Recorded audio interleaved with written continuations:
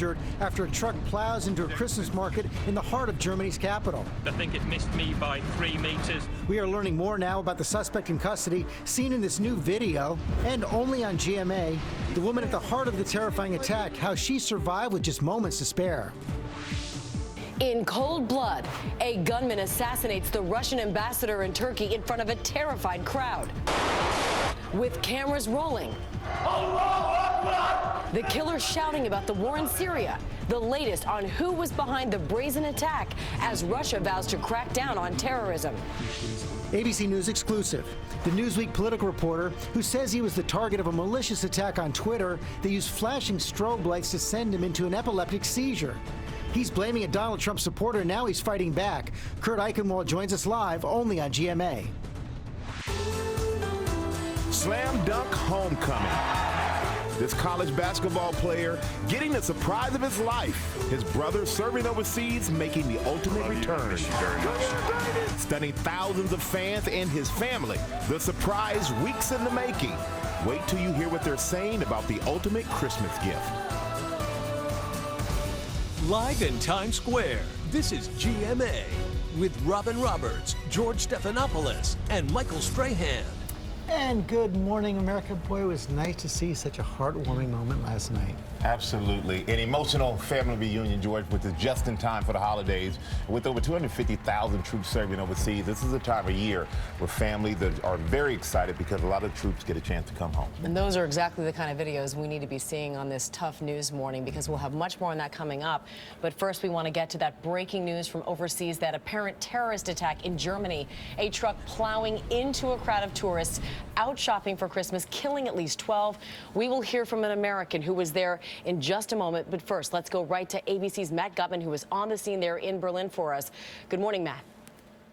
Good morning, Amy. This has been the deadliest attack to hit this country in decades, and you can see behind me the entire Christmas market area is now cordoned off, and I can tell you from speaking to people here today, this entire country is reeling. Authorities say they're focused right now on finding out more about this young attacker. Around 8 p.m. local time, as holiday revelers were shopping for Christmas gifts and sweets at this market in Berlin, a truck suddenly came barreling over a sidewalk, aiming directly for the stalls where dozens were shopping. It was just crashing through people, crashing through the huts. It pulled the lights down so it all went dark. At least 12 people killed and 45 injured, many hospitalized with severe wounds. We started seeing people running away, and we knew something was wrong. Germany's Chancellor Angela Merkel calling it an apparent terrorist attack. This morning, police say they have apprehended the attacker after he fled the scene on foot. Officials confirm he sought asylum in Germany. The truck is believed to have come from Poland, where it was registered. The attacker allegedly hijacked the truck and at some point murdered its Polish driver. The attacker then plowed the semi loaded with steel beams into the crowd here, leaving mangled bodies and crushed holiday ornaments. Investigators are still trying to haul away the cab of this semi-truck, and inside you can see those Christmas wreaths, pieces of wood and stalls, even Christmas lights. Police say the driver of the semi jumped a curb, tearing through the stalls of this iconic square, going at least 50 yards. They were just screaming. People were shocked. Good Samaritans struggle to tend to the wounded. Millions visit German Christmas markets each year. It's the second time in just 6 months a truck has been used as a terrorist weapon. In July, an ISIS follower mowed down 86 people celebrating Bastille Day in Nice, France. Over the past year, Germany has taken in over 1 million asylum seekers and refugees. Now, this young man says he was not involved in the attack, but if it is proven to be that he was involved and an asylum seeker, a lot of questions are going to be asked about who may have infiltrated along with all of those people. And already we are hearing about special forces raiding a refugee camp just about half an hour away from where I'm standing. Amy. All right, Matt, I know you'll stay on top of those developments for us. Joining us now, though, is Shandana Durrani, an American who was on the scene of that terrible attack. And Shandana, I understand you were just 20 feet away from that truck when it began plowing into those market stands. Tell me what you saw. Tell me what you heard. I saw it all. It was 20 feet away from me. I was on my way out of the market after doing a little bit of shopping. and I stopped to respond to a text message that I'd gotten from a friend, and I think that's basically what saved me from being hit, because as I looked up, this truck was barreling through the market and through the stalls and through the crowd, coming almost at me, and I'd been in a very bad accident 3 or 4 months ago, and I did not want to be hit again, so I just hightailed it as far as I could, and I hid behind a stall because there was really nowhere to go. These markets are very open and airy. Either you go one way or you go the other, and I didn't know if there was a gun. I didn't know what was going on. I heard a few pops, and myself and a few other people hid behind a stall until we thought the coast was clear. In those moments, I can't imagine what you're thinking, what you're feeling. Did instinct set in? Did you realize this was an attack? No, I just thought that somebody had lost control of a truck and, you know, hit the curb and went over the curb. It happened so fast. It felt like slow motion, but I think it was like 10, 15 seconds of it. I didn't immediately think terror attack.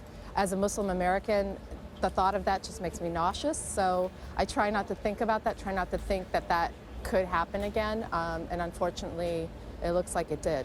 Yeah, Shondana, tell me how long this all took place and what you did. I know you were hiding there in the market stall, but tell me what happened from the moment when you took cover to when you were able to actually get out and see the damage and see what had happened. Yeah, so a bunch of us took cover and we came out when we thought the coast was clear, walked out, and a bunch of stunned people, a bunch of screaming people. I started walking towards the exit again to see if there was a way out, and I saw some bodies on the ground, and I didn't want to see any more. I didn't think it was my place to gawk and watch it when the police were coming and the fire trucks were coming and the EMTs were coming. They needed to do their job, and I have to say kudos to the Berlin Police and Fire Department and EMTs. They were there very quickly. They cordoned off the scene. They got rid of all the bystanders and, you know, separated them from the people who really needed the help, who were the victims. You know, there's so many heroes emerge in those moments. Shondana Durrani, thank you so much for sharing your story with us. And of course, our hearts go out to all of those affected there in Berlin and Germany. We certainly do. We're here with our chief investigative correspondent, Brian Ross, right now. And Brian, we are learning more new details about this suspect. That's right, George. We're told he is 23 years old. He comes from Pakistan. He came to Germany as a refugee about a year ago. His asylum application was pending, and he was living in migrant housing near a Berlin airport. He was captured about a mile away from the scene, and as Matt Gutman reported, he's denied any involvement, but authorities think they have the right person. They also determined he had several different identities he was using, and they're trying to check his real background. Yeah, he'd been in some trouble before, and the question that always comes up at a time like this, is this someone inspired or directed by ISIS or another terror group? Hard to know at this point. There's been no claim of responsibility from ISIS, but it has been calling on its followers to use trucks in attacks, specifically mentioning Christmas markets. And the U.S. had warned Germany, based on intelligence last month, that Christmas markets could be a target. And in fact, over the weekend, there were 2 separate attacks that were thwarted on attacks on German Christmas markets. In one case involving a 12-year-old boy who tried to plant a bomb. Leads to concerns here at home as well. That's right, and the New York City police immediately dispatched people to the Christmas markets that exist here in New York City and other holiday festivities, added security. So now, along with the Christmas trees and hot chocolate, there are heavy weapons and fear. Highest alert. Brian Ross, thanks very much. And now to that other attack overseas, that shocking assassination of the Russian ambassador to Turkey. The suspected gunman firing shots in front of TV cameras at an art exhibit. ABC's chief foreign correspondent Terry Moran is in Moscow with the latest on all of that. Good morning, Terry. Good morning, Amy. There's a real sense of sorrow and a sense of anger here in Russia. This is the first Russian ambassador killed in the line of duty since the 1920s. And one thing is already clear. This assassination is blowback for Russian involvement in the Syrian civil war. A chilling photo. Russian ambassador Andrei Karlov speaking at a Turkish art gallery. His assassin behind him, waiting. Then shots fired. The killer brandishes his weapon. His victim lies dying on the floor. Chaos. And then the gunman shouts the jihadist battle cry. And he declares it's all revenge for the carnage in Syria. Don't forget Aleppo. Don't forget Syria, he shouts. Until these places are safe, you will not taste safety either. From outside, a video is taken of the shooter through the window. As terror unfolds inside, people running for cover and pulling children to safety. 3 are injured in the shooting. A witness says the assassin shot the ambassador before turning his gun towards them. The Turkish Interior Ministry reporting overnight that anti-terrorism police killed the gunman shortly after. Authorities identifying him as a 22-year-old police officer who entered the building with his police ID. Melvit Merit Altintash, pictured here in his police academy graduation album. His victim rushed to the hospital where he was pronounced dead. Karlov was a 62-year-old veteran diplomat. His wife, seen outside, overcome with tears. The assassination horrifying Russians and a shaken Vladimir Putin, who knew Karlov personally, vowing revenge, promising the killers will feel it. Russian authorities are saying that this killer did not act alone. They say it was a carefully planned and executed assassination, and it is another incident that shows that Syria is a global crisis. So, Terry, as you said, the Russians believe it was directed, it was part of a broader effort. Do we know anything more about this young police officer that might have indicated he was capable of something like this? Well, there is one detail which they are following up. Reports say that this police officer had been suspended from the force because he was being investigated for taking part in that massive coup attempt back in July against Turkish President Erdogan. So it is possible that there is something connected to that, but they think, based on his own words in that room as he brandished the weapon, that it is mostly connected to Syria. Okay, George. Terry, thanks very much. Let's bring in our Chief Global Affairs anchor, Martha Raddatz, for more on this as well. As Terry said, Martha, blowback against Russia for their involvement in Syria, but it's likely to cause them to double down. Well, a lot depends on whether this is a wider plot, George, whether the gunman is in fact connected to a terror group.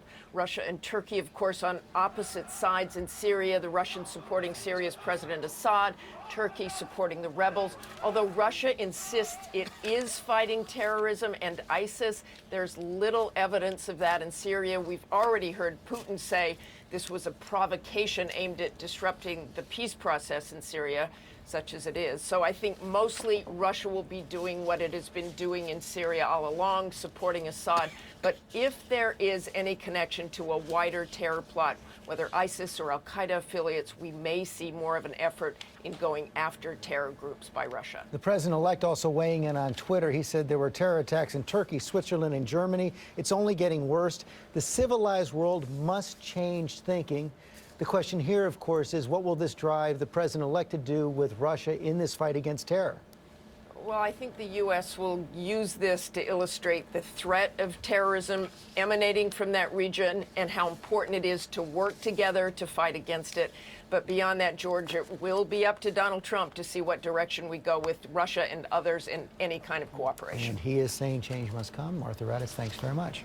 All right, George, here at home, we're seeing a major temperature swing, and Ginger is here, and Ginger has that deep freeze. And Ginger, is it true the deep freeze is turning into a little Yes, a little thaw out, if you will. At least 20-degree swing in a couple of days, and that's what's happening unless you're right here in Hood River, Oregon, where I-84 was shut down for a time. You can see this video out of Casper, Wyoming, too, where the blowing snow came with 62-mile-per-hour wind gusts at the airport alone in Casper. Some places in the mountains up to 100 miles per hour. This is all fueled by that jet stream that's grabbing that Pacific moisture that's also very mild, and it's shifting the jet a little farther north. And we thought we would just stop right here on Christmas Day, where the mild air has made its way all the way up into Nebraska. 50-degree line makes its way through southern Indiana and Ohio. So yes, warmth on the way. These are Christmas temperatures, everybody. Good. He says good. I just need to be in one of those places to experience it. Go it. to Atlanta. Okay, thank you, Ginger. We're going to get the latest now on President-elect Donald Trump. Electoral College made it official yesterday, putting him well over the 270 electors he needs to win the White House, despite some angry protests across the country. ABC's Cecilia Vega has the details. This is the moment it became official. Texas now puts President Trump over the top. Donald Trump cementing his win with this vote in Texas, delivering the 270 electoral college votes he needed. But it was hardly a day of cheers. Across the country, tensions boiling over. protesters shouting down electors. Outside the Pennsylvania state capitol, no treason, no Trump. Trump as Vladimir Putin's puppet. Inside, booze and chants. As the votes were read in Kansas, protesters turning their backs. From Washington to Arkansas to North Carolina, one last attempt to get electors to change their votes. And a handful did. Among them, 3 in Washington who were supposed to vote for Hillary Clinton, instead voting for Republican Colin Powell, hoping to block Trump's victory. In Texas, 2 Trump defectors instead voting for John Kasich and Ron Paul. One New York elector who voted predictably, Bill Clinton, casting his ballot for his wife. But I've never cast a vote I was prouder of. At the end, we had the Russians and the FBI deal, but she couldn't prevail against that. The president-elect celebrating the win with a trademark tweet and a dig, writing, "We did it. Thank you to all of my great supporters. We just officially won the election, despite all of the distorted and inaccurate media." Well, you did hear Bill Clinton there, still bashing Donald Trump's win. The former president also told a local New York newspaper that Trump, quote, doesn't know much, but one thing he does know is how to get angry white men to vote for him. Feelings still running very deep on this one, guys. Those. Okay. Yeah. Thanks a lot, Cecilia. All right, thank you. And now to a scare in the skies over Southern California. An air traffic controller directing a jet right into the path of another plane. ABC's David Curley is at Reagan National Airport this morning with the latest on that investigation. Tell us what happened, David. That wasn't all, Amy. Also toward the mountains of Southern California, this was a very scary situation over Southern California. The controller tells a Taiwanese 777, a wide body, once it takes off from LAX to turn left, north. It should have actually been going south. Another plane taking off is coming right towards its path. The controller realizes the mistake. She gets the one jet to climb, but this Taiwanese jet is now headed toward the San Gabriel Mountains at an altitude that is lower than the highest peak in those mountains. Controller realizes the problem, starts giving instructions, but you can hear the tension in the pilot's voice. Listen to this. Are you southbound now? I see you going northbound. Climb maintain 7,000, EVA 015 heavy. 015 heavy, I see you going southbound. Turn south, because I see you going northbound. Turn south now. Climb maintain 7,000. EVA 015 heavy, climb maintain 7,000 and turn south now. The pilot did get able to climb out of the mountains and get headed south and then over the ocean and continued the flight. EVA, the airline, says they were never close to the other aircraft of the mountains. The data shows something a little bit different. That controller, according to a government source, is not currently working in the air traffic control center. Amy? All right, David, thank you. So glad everyone is all right. You know what I think? I think we could use some uplifting news right now. And how about it, Michael? I got it. I got it for you. It's that moment everybody's been talking about. A Notre Dame basketball player getting the surprise of a lifetime at its game last night. Junior Matt Farrell's brother, serving in Afghanistan, wasn't supposed to come home until February. And he sent the message for his little brother on the scoreboard. And as you see, they're delivering the message to his brother. But then this happened. His brother was there in person, shocking his family. They're crying, they're hugging. It was all those things you would hope for. And the surprise was 6 weeks in the making. The coach and the staff all were in on it.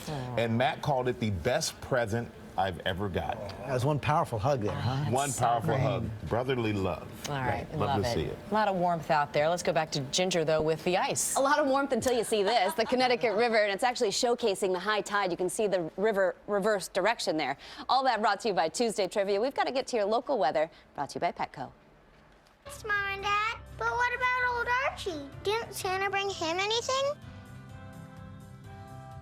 Of course he did. Santa brought him that pogo stick. Come on, Archie. Poor old guy. I'll get him something really special at Petco. That'll cheer him up. This season, buy one, get one half off on the holiday toys and treats they love. Plus, save $5 on your next in-store purchase. Petco. And a very good morning. Chilly start to your day. Meteorologist Brian Vandergraff keeping an eye on some sunshine for the afternoon. We'll make a run at 40.